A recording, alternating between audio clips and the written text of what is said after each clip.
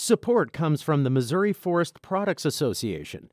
Missouri produces wood pallets, railroad ties, white oak barrels, hardwood floors, and more. Details on the variety of products made in the state are at choosewood.com.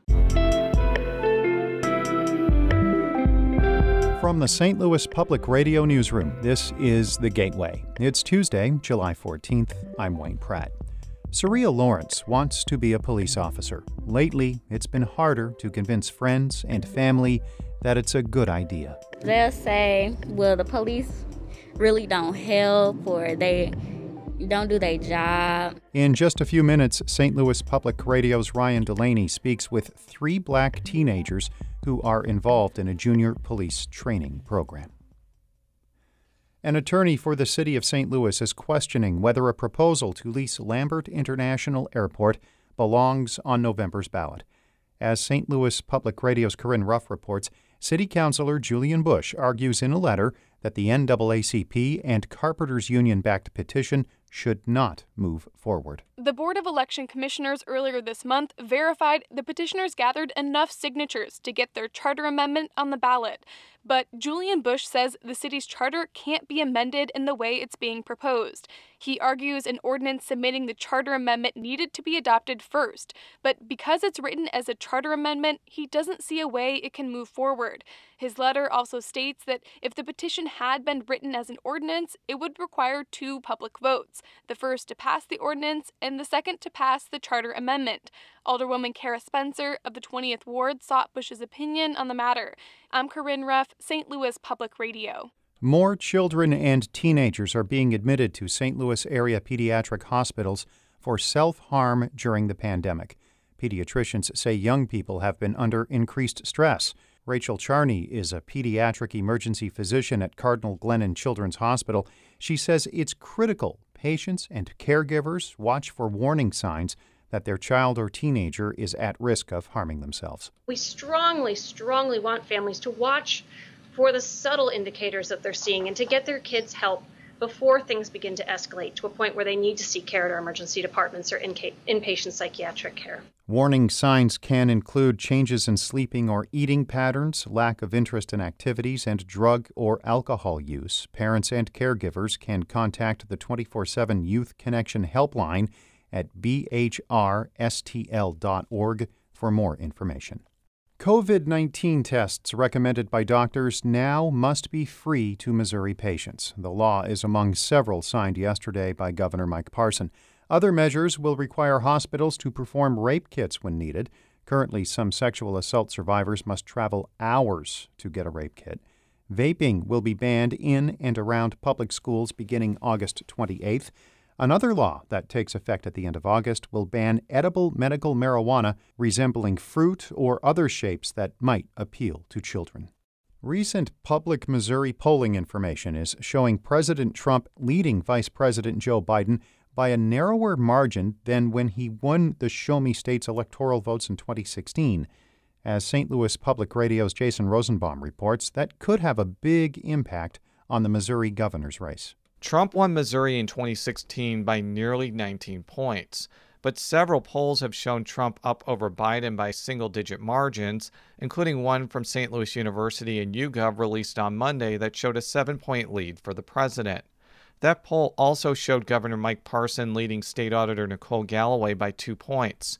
St. Louis University political science professor Ken Warren, who helped administer the poll, says the standing of a president looms large in Missouri. When Trump drops from 18.5% to 7% lead, that's a hell of a drop. The SLU YouGov poll interviewed 900 likely Missouri voters online between June 23rd and July 1st. I'm Jason Rosenbaum, St. Louis Public Radio.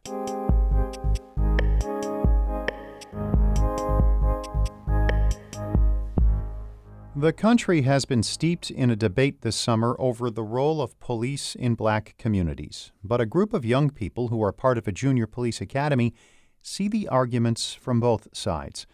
St. Louis Public Radio's Ryan Delaney spoke with the 3 black teens from St. Louis about how the training has shaped their view of law enforcement and protests.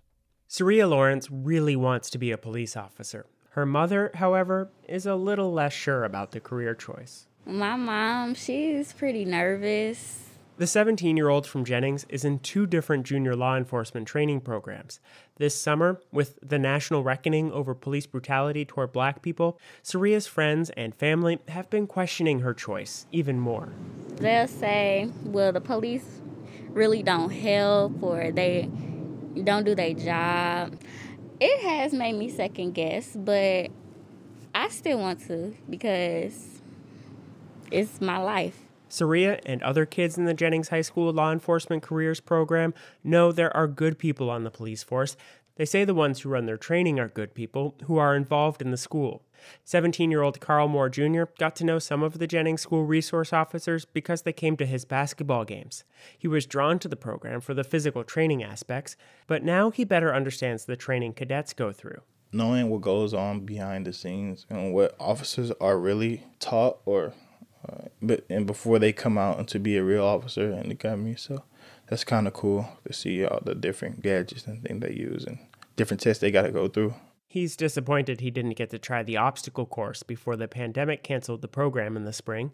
But through the program, the students learned police officers should know better than to use dangerous restraints on suspects. The teens say officers should not be so quick to pull weapons on citizens who aren't threatening.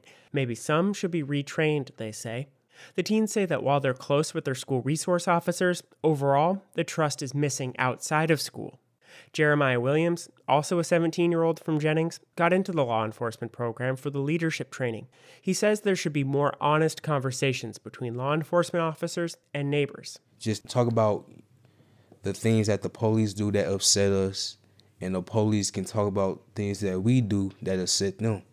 And, it probably will be lots of disagreements, and I think that's what it has to take, for us to trust the police and for the police to trust us. Because until that happens, Jeremiah says there will be officers who see him only as a stereotypical young black man. We do have deep down inside of us that fear of, if this police is bad or not, if, they're willing to, take our lives and stuff like that, There's been so many times where we've seen the videos where people were cooperating, and they just, decide to beat people. They decide to kill people. The videos are hard for Saria to watch, and that's why she says there needs to be more compassionate officers on the streets. That's the kind of officer she wants to be. I want to be the police officer that everybody could call on. Like, if somebody is having a problem, when they call dispatch, they could say, oh, I want Miss Lawrence there.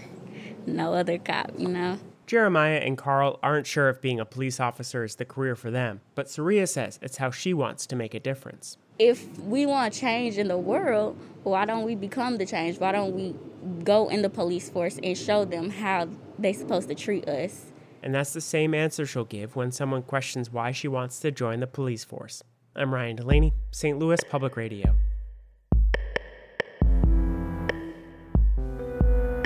Our Maria Altman edited that report. Shula Newman is the executive editor of St. Louis Public Radio, music by Ryan McNeely of Adult Fur. I'm Wayne Pratt. From the St. Louis Public Radio newsroom, this has been The Gateway.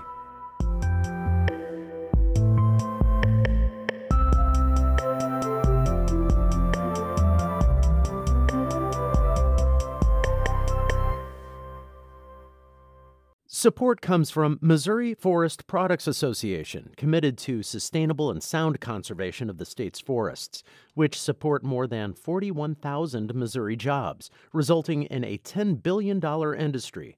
ChooseWood.com.